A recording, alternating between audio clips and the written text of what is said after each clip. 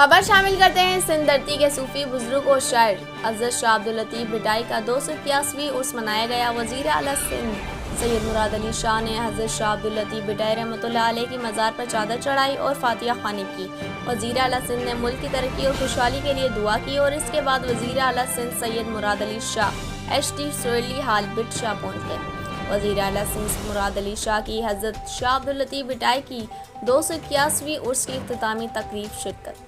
Shah Latif award तकरीब में वज़ीर आला सिंध के साथ वज़ीर सकाफ़त सैयद जुल्फ़िकार अली शाह, सूबाई मुशीर नजमी आलिम समेत दीगर मोअज़्ज़ज़ शख्सियात मौजूद हैं।